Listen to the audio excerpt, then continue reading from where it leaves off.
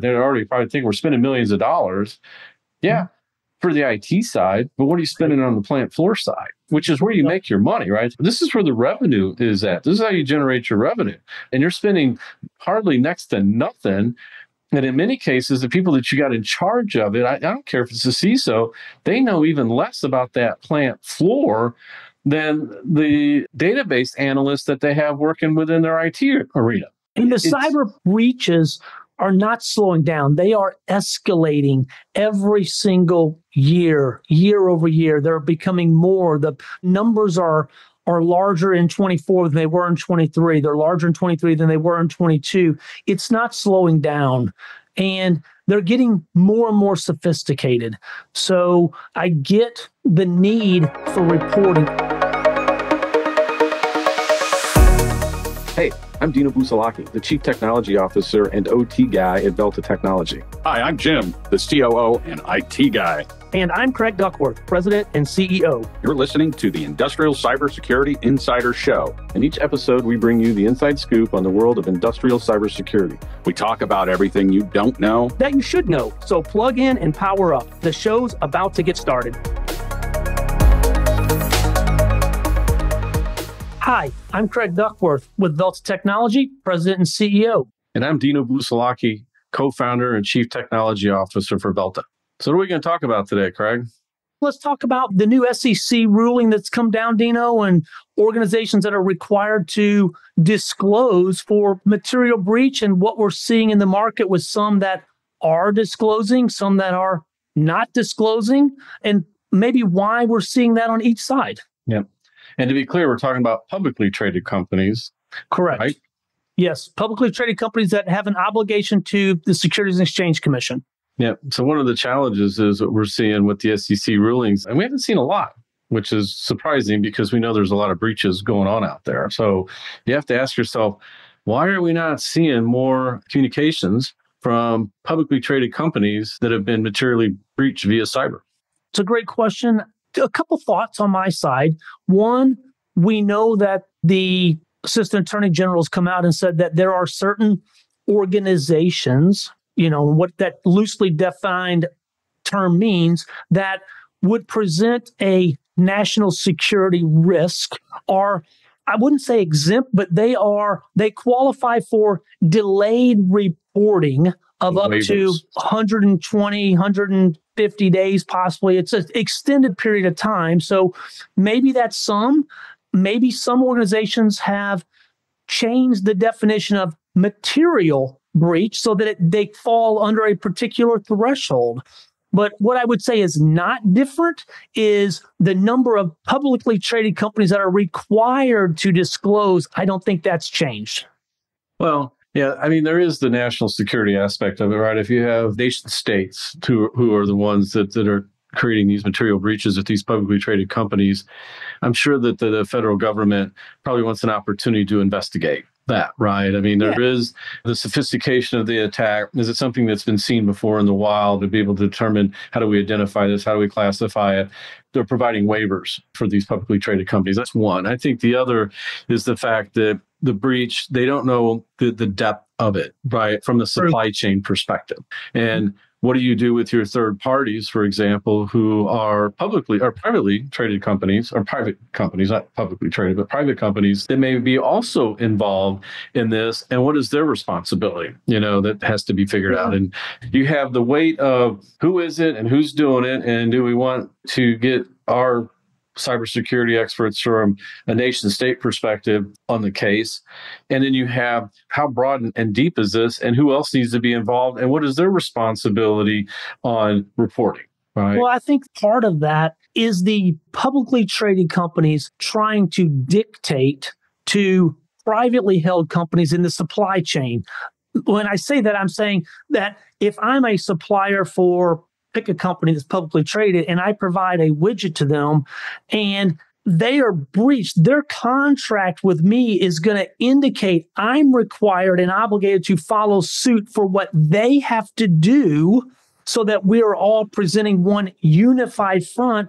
And there may be hundreds of layers deep in a supply chain, and trying to wrangle those cats is not going to be something that's going to be easy at best. Well, especially when you add what's near and dear to our hearts in the area that we operate is on the OT side, right? On the industrial control system side, because I would argue that even though large companies who have the tools and the resources and the budget to implement these cybersecurity platforms and provide policies and procedures on how they handle on the IT side, it doesn't really exist on the OT side, right? I mean, you think about the work that we do every day, all day, and the manufacturers that we work with and the things that we see. We know the level of visibility of monitoring that environment, the vulnerability management required in that environment, the lack of an incident response plan specific to that environment, weak defensible architectures that don't exist in that environment, and then tack on the fact that the CISO owns this. Yeah. And, and I've been in conversations listening to CISOs trying to influence plant organizations to get things off the network for years and up until just today, where you got CISOs trying to say, you need to take that vulnerable asset off the network. There's things in the wild today that if that gets in here is going to be very disruptive to that piece of equipment. Yeah, but if we do that, then this plant shuts down. So now you're weighing revenue, taking the downtime and losing money, which will happen if you get attacked, if the plant goes down, and pushback from folks saying, well, we're not going to do that. There has to be a different conversation between a CISO and some local plant people on deciding whether that device needs to come off the network or not, right? Well, they need to look outside of the box. There are other ways and other means to achieve that isolation, microsegmentation, asset visibility, continuous monitoring. There are ways. It can't just be you have to do X. We're not seeing CISOs and CIOs come with solutions. They're saying heavy-handedly, you shall do, and not looking at the consequences from the other side of the coin, which is operations that you mentioned of being dictated by a COO or the CEO in most cases of, thou shalt keep the plant running at all costs, no matter what someone else tells you, unless it's me. And then the CISO will try to implement a security technology to try to insulate or isolate themselves from the plant floor. That's their next natural step is like, how do I keep them from hurting me? That is their mindset, not so much the other way around about them hurting the plant floor, which we see all the time with some of their behaviors and their tactics and the tools that they use are very disruptive on the plant floor. So what they're more interested in is, one, how can I avoid this? Because I don't feel that it's in my purview to deal with the security around the plant floor for assets that I have no control of.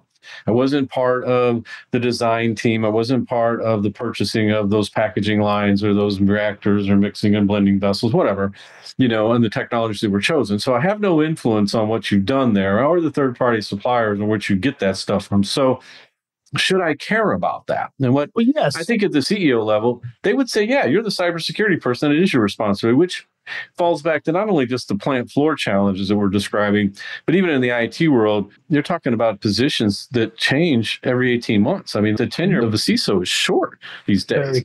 Well, it's going to be even shorter, I believe, with the public disclosures that are going to be forced to come out, because now you have potential investors that are saying, you telling me that you guys are in that poor cyber hygiene that this happened? When the second statement in your 10K or whatever it is talks about how they are cyber resilient and they take steps to ensure that everything's done, but they're letting things happen and they're not going to get a choice.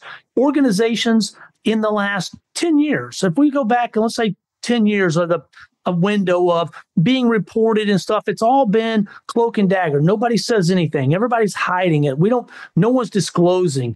And there's not a way to share within the community of how we get better as a community or as individual organizations. How do we take something that someone else already learned and share that knowledge and say, okay, we can all get better from this. We have to do that. And I think that government, SEC in this case, has given enough rope to the businesses that they almost hung themselves, and now they're in the noose and they're being forced to do that. And then you're seeing the SEC take a step back and say, maybe the noose is a little too tight. You get an exemption. You get an exemption, and you can have an exemption as well. So we're still not found that happy medium. Well, I think what they're finding out, the SEC, is the companies aren't as in good a shape as they think they are. Do you want to report just how incompetent your organization really is around this is what it can boil down to? In my view, it is. I mean, we see it. Yeah, every day. I was talking to another client today who's had tools like this for a while and are doing a really poor job of operationalizing them and optimizing these tool sets to help benefit their ability to protect and secure their plant floor, right? So from an SEC perspective, is it the fact that, forget that it's a nation state and the fact that, our federal government wants to take a hard look at what's going on to see if this is some new cyber warfare practice that's coming out from some bad actor out there? Or is it, you guys are really terrible at doing this job? You are. I mean, how many clients have we worked with that are concerned about cost, right? From the point of protecting looking at their cybersecurity within their environment. They already probably think we're spending millions of dollars. Yeah, for the IT side, but what are you spending on the plant floor side, which is where you make your money, right? This is where the revenue is at. This is how you generate your revenue. And you're spending hardly next to nothing. And in many cases, the people that you got in charge of it, I don't care if it's a CISO, they know even less about that plant floor than the database analysts that they have working within their IT arena. And the cyber breaches are not slowing down. They are escalating every single year over year. They're becoming more. The numbers are larger in 24 than they were in 23. They're larger in 23 than they were in 22. It's not slowing down. And they're getting more and more sophisticated. So I get the need for reporting. I get the need for regulation. And some people would say too much government oversight is a bad thing. And I'm not disagreeing with that. But also organizations have to step up and own this. You talked about money. Yeah. They don't want to spend it. Right, they don't. And third parties, again, let's focus on the plant floor, they are less likely concerned about a publicly traded company's cybersecurity hygiene. Right. Yeah, I mean, we see it. I mean, if you're a machine builder who's providing packaging lines for a beverage company, are you really concerned about the cybersecurity of that plant that you're putting equipment in? No. You want to sell your stuff and move on. No, they're not. Yeah. Right. And in most cases, the people that are being asked to triage an incident are also the same people who put the stuff in. Right. Right. So here you got, it's like the fox watching the hen house. And so all of a sudden, the guy or people you got responsible for trying to do this IR work, incident response, triage it, are the same ones who are configuring and managing and maintaining that infrastructure that's allowing this stuff to run around. And so in a lot of cases, they just hide it. If they find something that's going on out there, they won't even tell anybody because you know why? They're worried about their jobs. And the fact that, I don't have any money. I don't get any money. I mean, I heard that again today, a very large beverage company. Yeah, funding for us on our cybersecurity practice is down. It's next to nothing. But they don't have to. There are more cost-effective ways. Organizations have to go out and hire 4, 5, 6, 10 cybersecurity experts, build a team, build a site. There are ways to partner with organizations like ours, others in the industry that provide these services at a more reasonable total dollar cost than hiring exorbitant cybersecurity experts to do this and just to have them leave and go to another company because the money's better. Right. We're talking about the shareholders, right? SEC. It's all about the shareholders, the people who invest. Yep. And they're being lied to. Yes. They're hiding this from them, yes. Right, is what's going on because it is bad. And getting back to, well, who's accountable? The CEO, at the end of the day, is accountable for activity losses, right? If you lose your plants for a month and it cost you $500 million, Clorox, well, who got pinched? The CISO got pinched, right? Yes. I don't know what they did to the CEO. Maybe he didn't make his bonus that year. That'd be my guess. And the shareholders lost value, right? Significant value, yes. And so the SEC, I think what the SEC recognizes is they put that out there to try to say, you got 4 days to communicate to your investors.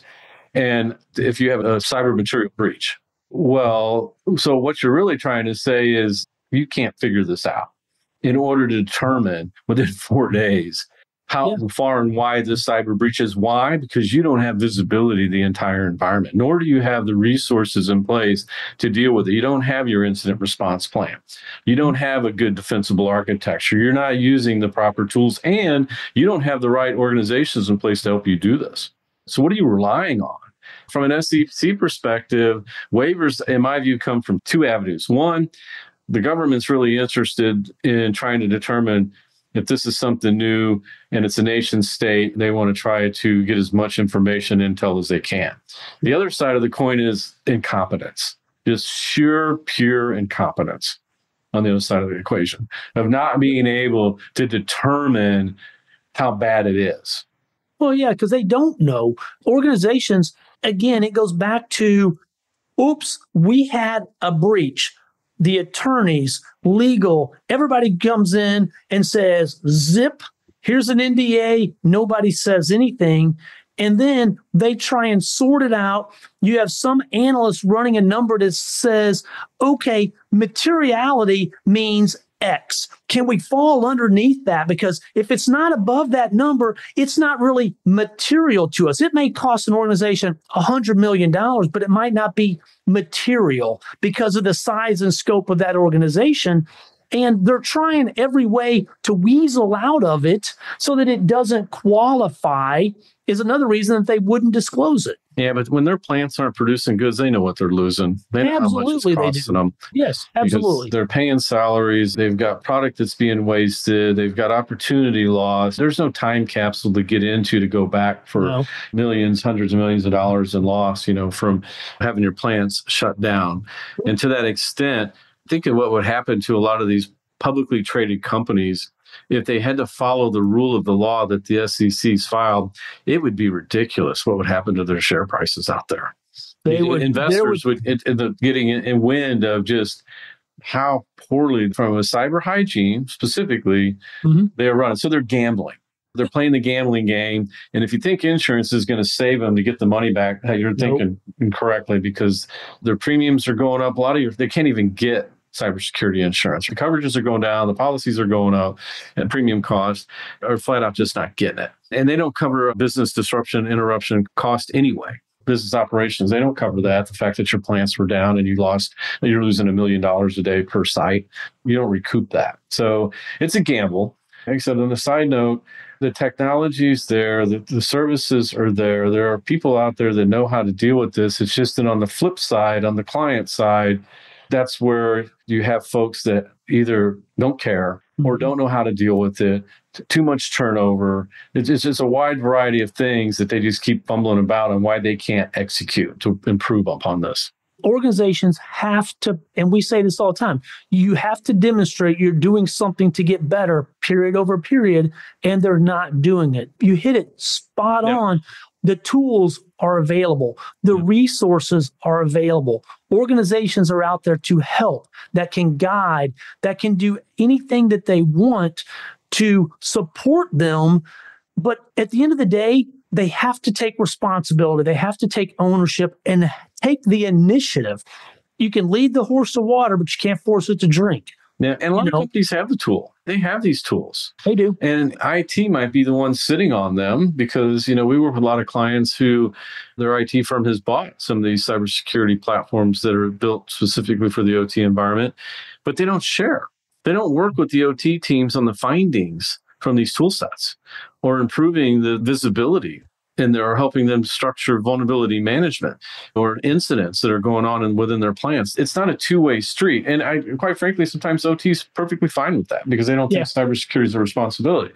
And it's because nobody's shown them the value and the benefits of what these technologies can mean for them. So internally within the supply chain of an organization, a publicly traded company, you can track it through. You know what to look for, right? You're looking for the metrics. You're looking for the resources that are in place, the roles of the people that are responsible for the stuff, the technologies that they've chosen. It's not too hard to figure out whether you've got it figured out or whether you're still out there wandering around in the wilderness. Well, and even we can come in and help organizations, Dino. We do it all the time. Whether the organization has 100 in their fleet, plants or they have 3. Do a sampling, do 1 or 2. Pick something small, get some insights, get some intel into what your environment might look like, and then say, okay, based on this one plant, which is an average, we think this is what our exposure looks like. And then start making some decisions, start making some prioritizations. But again, you can't just not do anything. You have to start doing something.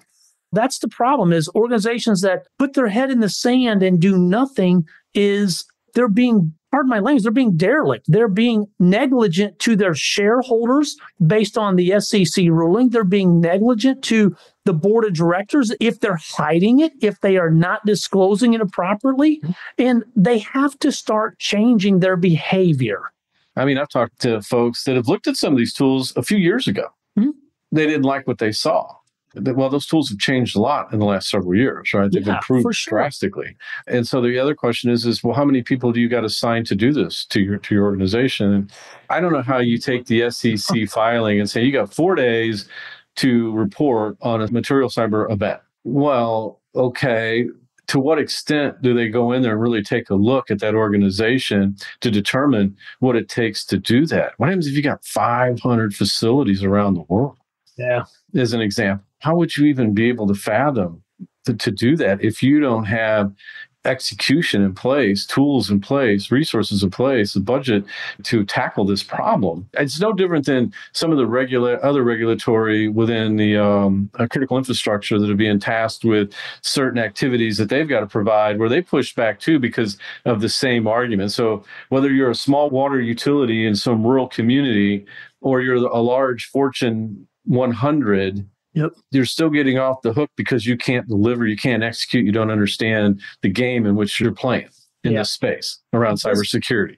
This conversation, Dino, we could talk for hours or days on this. And as much as I love it, I don't think we have time today to get really all that this is worth. But for those organizations that are out there, if you're looking for a place to start, if you have questions, if you're not certain, give us a call. Let us try and help guide you. Tabletop exercises. Right? Yeah, tabletop exercises one. If you want to look at one facility in your organization to see what it looks like, we can help you work through that. You have to start somewhere. You can't eat the elephant in one bite. You got to start one bite at a time, and you got to do something. Yeah, you get it. Like what I always say, you got to get all the liars in the same room. Yeah. Right. And you've got to start going around and having this conversation. Roles and responsibilities. What if scenarios? Who are your partners? What is our supply chain? Who's critical to us? What are the crown jewels in these plants that we should really be concerned about? That as far as the SEC rulings go, more to come. Right now, it has no teeth. As far as we can tell. So it's easy to push back on and say, yeah, we just can't execute to this level to find out what's going on in our environment. It could take us months. I've seen clients spend over a year trying to eradicate malware running around in their plants because of the way that they operate. And these are very large companies. Yep.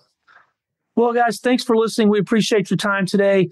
Again, we're here to help in whatever way we can. Get safer sooner. Thanks for tuning in to the Industrial Cybersecurity Insider Podcast. To stay up to date with our latest episodes, be sure to click the follow or subscribe button now. And if you found this podcast helpful or have a topic you'd like us to cover, please leave us a review or let us know. If you're interested in learning more about Velta technology and how you can get safer sooner, visit veltatech.com. That's BELTA tech.com. Thanks again for listening. See you next time.